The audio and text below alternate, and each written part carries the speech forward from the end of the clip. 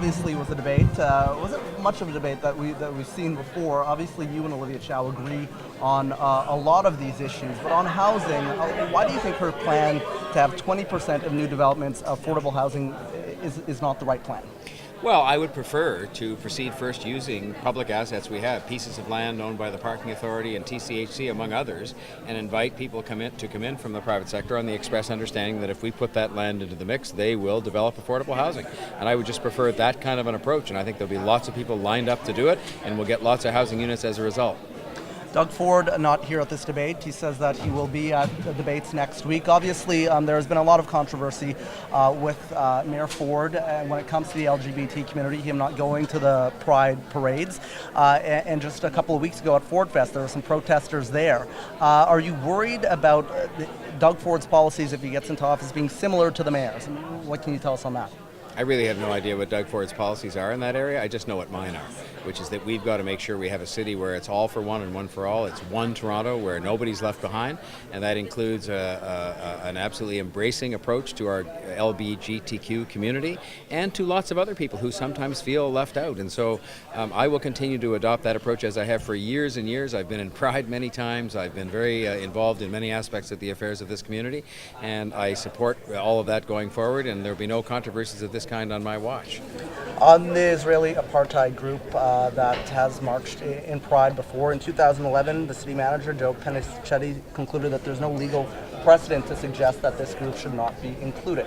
Why do you think that they should not be included, and why would you strip funding to the Pride parade? This is a matter of principle for me, and to have people indirectly benefiting or participating in an event that is publicly funded in part, any public event, I don't care what event it is, who are spewing hateful language about other people who live in this community, I just don't think is something we should allow or encourage. And so I would say the first thing we might have to do is change the policy and simply say any event that uses or allows to be used this word Israeli apartheid as part of their proceedings, that they would not be eligible for public funding, and that would make it very easy to just say no to organizations that choose to do that.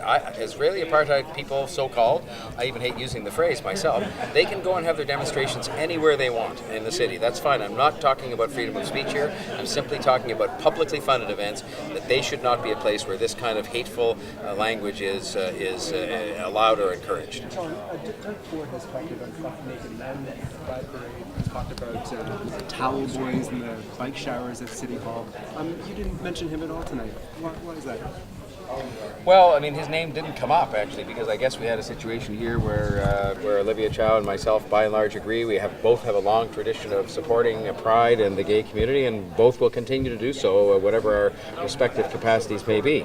But one of the points I was going to make, I thought we had a closing statement to make, and I was going to make a statement to say that if we really want a breath of fresh air at City Hall, I was going to suggest people should vote for me, because I think that we can't turn back the hands of time or continue with the status quo if it's going to be a divisiveness in the city. I've talked all through my campaign about one Toronto and bringing people together, and I just don't think there's any place for things that drive people apart or create divisions or even make fun of communities that make up a part of the Toronto we love. What would you say to people who division, but are you worried about losing LGBT votes with this recent announcement about Queers Against Israeli Apartheid? Well, it's a matter of principle for me, and I think a lot of people who support Pride as I do and understand its fundamental importance to the community and support public funding for it would also support what I said, which is that we probably have to have a better, more explicit policy than to say that if you're going to use words like that, which in my view are hateful and are abusive of a community that shares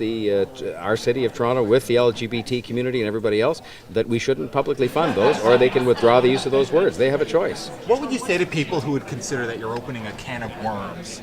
I was asked a question in a debate today, and I've taken a stand for years on the radio and elsewhere as a matter of principle about this, and your principles are your principles.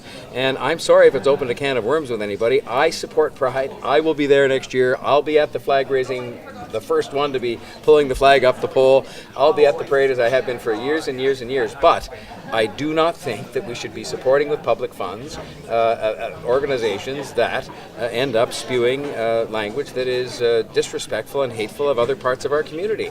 It's what the whole Pride movement and all the other movements that are supposed to bring Toronto together and embrace diversity are all about, which is saying we don't do that here.